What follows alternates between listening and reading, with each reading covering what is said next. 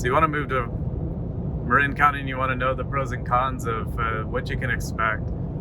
So tomorrow I'm going on a fishing trip, and basically I'm running around to 14 different stores trying to find a Yeti backpack, an M30, an M20 hopper backpack. So far I've been to Marin Hardware, I've been to REI, I've been to a couple other places online. Nobody has it.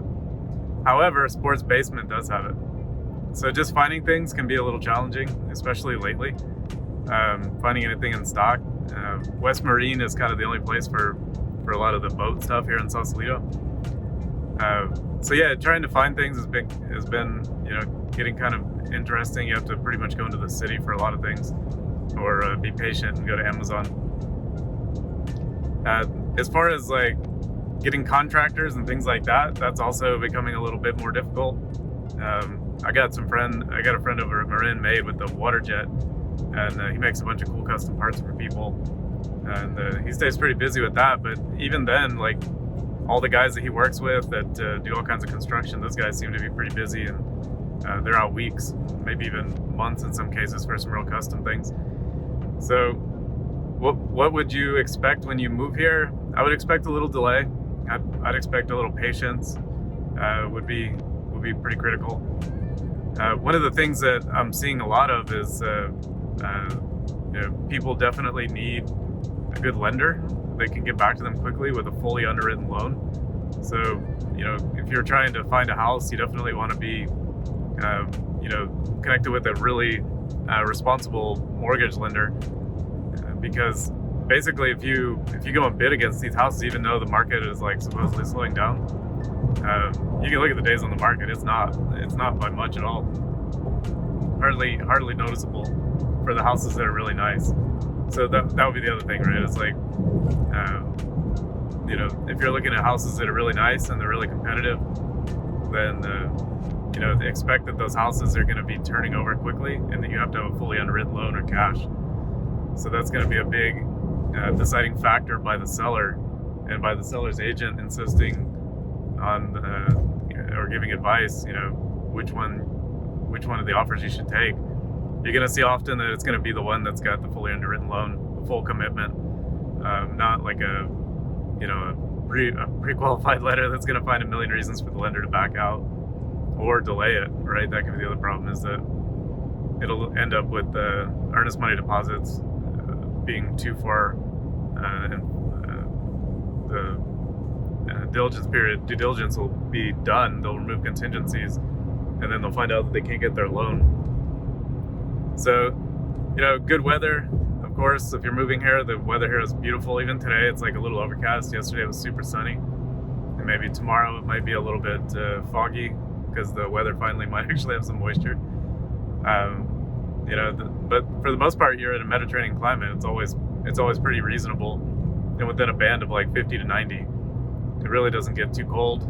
You have a couple cold snaps, once or twice a year, where it might get down to the 40s, but never especially in Sausalito specifically. You will never see those kind of cold snaps where it just murders everything, like all your plants die. It could get down into the 20s for one day maybe, but that'll be like, you throw a sheet over your plants and they'll be all right. And then as far as the upside, we got the marina right here. You always have activities. So things that you could look forward to is all the stuff at Sausalito Yacht Club or the local Dunphy Park. You could join a bocce ball league, or look at some of the local live music venues on the weekend and during some of the days during the week, during the summer especially. So that's pretty much what you could expect, in Sausalito. Definitely a lot of bikers on Saturday, a lot of tourists, right? So weekends are tough. During COVID, it was kind of cool because you could actually get around, but now they're back. Right? You're going to see a lot of people on the weekends with big cameras and lots of activity down by Skoma's and Barrel House. You'll have the parking lot. You're going to have to pay probably. Even Caledonia gets pretty tough on the weekends. You can park in Caledonia for 2 hours, I think, for free. But otherwise, you better pay that meter, or they're going to get you. But yeah, that's pretty much the main ingredients, right? You can You can go on jogs anywhere in town. You can ride your bike in town. It's a real bicycle-friendly town. You can ride from one side to the other, from Mill Valley, side of Sausalito and Marin City, all the way down to the federal park system, all now off of Alexander. And you can pretty much connect anywhere at that point. You could go down the where the Nike battery site is, and out to the coast. You could, if you're like really into doing your 50, 100-mile days on your bicycle. So there's a lot of really great weather to be had if you're into exercise.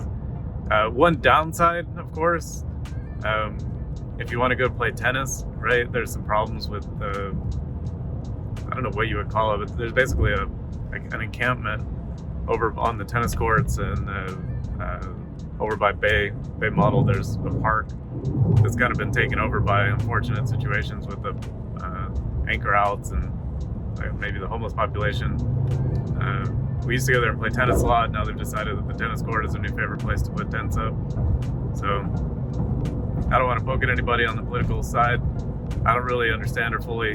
I've never fully investigated it, simply because I don't know who to even talk to about it. I just know that it used to be a dumpy park next to it on the property adjacent to it, and now there's a big population that's over, the tennis courts behind Molly Stone's grocery store off Harbor Drive. So if you're, wanting to go for a nice little picnic, if you continue past that, there's a little point out there by the marina. You can go have a little picnic out there. That's kind of cool. But otherwise, like, they don't seem to bother anybody. I've never had anybody do anything to me when I was walking down there. I go there all the time with my dog and my fiance, and we go there all the time on the weekend. We'll go and grab some food to go fish, which I highly recommend. The line of fish is brutal. It can be on the weekend. It'll be like 100 people, it seems like. So if you're the guy who owns fish, put up a sunscreen tent, please. I love your restaurant, but it's sunny. It's too sunny. And if you could put up some of those big sunshade triangle things above all the seats, you would literally have the best view in town with the best shade. The situation would be awesome. Maybe even put like a sitting bar now that everyone's not like COVID, phobic. So yeah, I mean, that's pretty much the main things. Is you could go out and do all the outdoor activities. It's super fun. There's nothing about Sausalito that's really bad or anything. Even the situation at the tennis court is not that bad. All I can say bad about Sausalito is it's very expensive, and it can get a little cold. It can get a little cold. The fog definitely can be a problem. But beyond that, it's a beautiful place to live for sure, and I highly recommend it. If you're coming for a tour, you want to go to the restaurants downtown. The Trident's got a good view. Carlisle's got a great view. You can get some cocktails. Skoma's got some good crab cakes and stuff like that. Each one of the restaurants has their own little thing. Barbochi has a cool little bocce ball. Get some pizza and play bocce. You can also play at Dumpy Park, I think. I don't know what the situation is there. If like it's a you have to bring your own balls, or like I'm actually joining the league. So if you guys are coming for the summer league, holler at me. I'm going to be there from June until August in the summer league for the first time.